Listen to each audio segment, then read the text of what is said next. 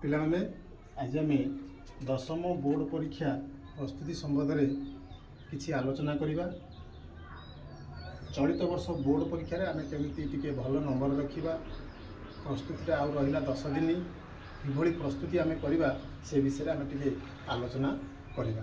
ସବୁଠାରୁ ଗୁରୁତ୍ୱପୂର୍ଣ୍ଣ କଥା ହେଲା ଡିଷ୍ଟ୍ରାକ୍ସନରୁ ଦୂରେଇ ରହିବ। କେଉଁଥିରୁ ଦୂରେଇ ରହିବ? ଡିଷ୍ଟ୍ରାକ୍ସନରୁ ଦୂରେଇ ରହିବ। କ'ଣ ସେ ଡିଷ୍ଟ୍ରାକ୍ସନଟା କ'ଣ? ଏଇ ଯେଉଁ 10 ଦିନ ରହିଲା ଆମ ହାତରେ, ଆମେ ଯାହା ବର୍ଷକ ଯାକି ଯାହା ପଢ଼ିଛେ ତାକୁ ଆମେ ରିକଲ୍ କରିବା। ଆମେ ବର୍ଷକ ଯାକି ଯାହା ପଢ଼ିଛେ ତାକୁ ରିକଲ୍ କରିବା। ପଢ଼ା ସମୟରେ ନିଦ ଲାଗୁଛି, ସେ ସମୟରେ ଶୋଇପଡ଼ିବା। ଯେଉଁ ସମୟରେ ନିଦ ଲାଗୁଛି ସେହି ସମୟରେ ଶୋଇପଡ଼ିବା। ପୁଣି 10-15 ମିନିଟ୍ ପରେ ଉଠିକି ଫ୍ରେଶ୍ ହେଇଯିବା, ମୁହଁ ଧୋଇକିରି ପୁଣି ପଢ଼ିବା। ରାତି 1ଟାରେ ନିଦ ଲାଗୁଛି ଶୋଇପଡ଼ିବା, 11ଟାରେ ନିଦ ଲାଗୁଛି ଶୋଇପଡ଼ିବା। ଯେତେବେଳେ ନିଦ ଲାଗୁଛି ସେତେବେଳେ ଶୋଇପଡ଼ିବା, ପରବର୍ତ୍ତୀ ଅବସ୍ଥାରେ ଉଠିକିରି ପଢ଼ିବା। କାରଣ ବର୍ତ୍ତମାନ ଆମ ପାଇଁ ଟାଇମ୍ଟା ହେଉଛି ଭେରି ଭ୍ୟାଲୁଏବୁଲ୍। ସମୟଟା ଆମ ପାଇଁ ବର୍ତ୍ତମାନ ବହୁତ ଗୁରୁତ୍ୱପୂର୍ଣ୍ଣ। ସମୟ ନଷ୍ଟ କରିବା ନାହିଁ। ଯାହା ପଢ଼ାଯାଇଛି, ଶିକ୍ଷକମାନେ ପଢ଼େଇଛନ୍ତି, ଟ୍ୟୁସନରେ ପଢ଼ିଛ, ସବୁକୁ ଆଧାର କରି ତୁମେ ସମୟକୁ ବାଣ୍ଟି ତୁମେ ପଢ଼ିବା ଆରମ୍ଭ କରିବ। କୌଣସି ସମୟକୁ ଆମେ ନଷ୍ଟ କରିବା ନାହିଁ ଏବଂ ମୋବାଇଲ ବ୍ୟବହାରକୁ ସମ୍ପୂର୍ଣ୍ଣ ନିଷେଧ କରିବା। ବନ୍ଧୁବାନ୍ଧବ ଯିବା, ବାହାରେ ବୁଲାବୁଲି କରିବା, ସବୁ ବନ୍ଦ।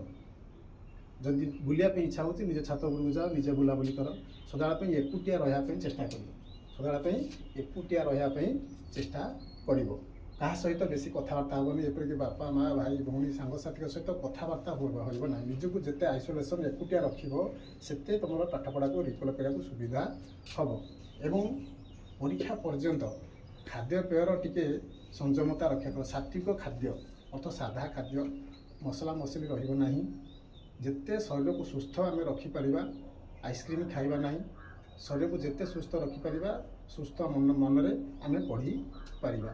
ଏବଂ ଦ୍ୱିତୀୟ କଥା ହେଲା ଆମର କ'ଣ ନା, ଖାଦ୍ୟ ପରେ ଆମର କ'ଣ ପରୀକ୍ଷା ପାଇଁ ପ୍ରସ୍ତୁତି ନେଇଛେ, କ'ଣ ଯଦି ଅସୁବିଧା ରହିଛି ସାଙ୍ଗେ ସାଙ୍ଗେ ତୁମ ଟିଚରଙ୍କୁ କଲ୍ କରିବ। ସାର୍ ଏଇ ଡିପାର୍ଟମେଣ୍ଟରେ ମୋର ଅସୁବିଧା ରହିଯାଇଛି, ମୋତେ ଟିକେ ବୁଝି ନିଅନ୍ତୁ। ଏବଂ କୌଣସି ସାଙ୍ଗସାଥୀଙ୍କ ସହିତ ପାଠପଢ଼ା ସମ୍ବନ୍ଧୀୟ ସେୟାର କରିବ ନାହିଁ।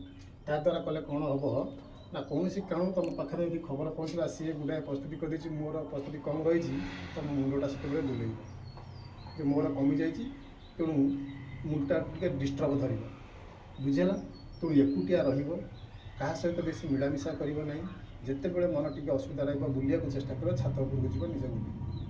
ମୋବାଇଲରେ କାହା ସହିତ କଣ୍ଟାକ୍ଟ ରହିବନି। ସେ ଇନଷ୍ଟାଗ୍ରାମ, ରିଲ୍, ଭିଡ଼ିଓ, ଏସା ତେସା ସବୁକୁ ବନ୍ଦ। ବର୍ତ୍ତମାନ 10 ଦିନ ପାଇଁ ସମ୍ପୂର୍ଣ୍ଣ ପରୀକ୍ଷା ପାଇଁ ପ୍ରସ୍ତୁତି ରହିବ। ଯାହା ପଢ଼ାଯାଇଛି ସବୁ ରିକଲ୍ କରିବ। ସ୍ୱାସ୍ଥ୍ୟ ପ୍ରତି ଯତ୍ନ ନେବ, ପଢ଼ା ପ୍ରତି ଧ୍ୟାନ ଦେବ ଏବଂ ଯେତେବେଳେ ନିଦ ଲାଗିବ ସେତେବେଳେ ଶୋଇବ, ପୁଣି ଉଠିକିରି ପଢ଼ିବ। ରାତି ଦିନ 24 ଘଣ୍ଟା ଭିତରେ ସେମିତି ତୁମର ଟାଇମ୍ ଟେବୁଲ୍ ବର୍ତ୍ତମାନ କିଛି ନାହିଁ। ରାତି 2ଟାରେ ନିଦ ଭାଙ୍ଗିଗଲା, ଉଠିକିରି ପଢ଼ିବ। ରାତି 3ଟାରେ ନିଦ ଧଇଲା, ପୁଣି ଶୋଇପଡ଼ିବ। 6ଟାରେ ନିଦ ଭାଙ୍ଗିଲା, ଉଠିକି ପଢ଼ିବ। 7ଟାରେ ନିଦ ଧଇଲା, ପୁଣି 10-15 ମିନିଟ୍ ପାଇଁ ଶୋଇପଡ଼ିବ। କେବଳ ପାଠପଢ଼ା ଉପରେ ଧ୍ୟାନ ଦେବ, ଫୋକସ୍ କରିବ, ଅକ୍ଷର ପ୍ରତି ଧ୍ୟାନ ଦେବ, ବୋର୍ଡ଼ ପରୀକ୍ଷାକୁ ପ୍ରସ୍ତୁତି ନେଇକି ଯିବ। ଧନ୍ୟବାଦ।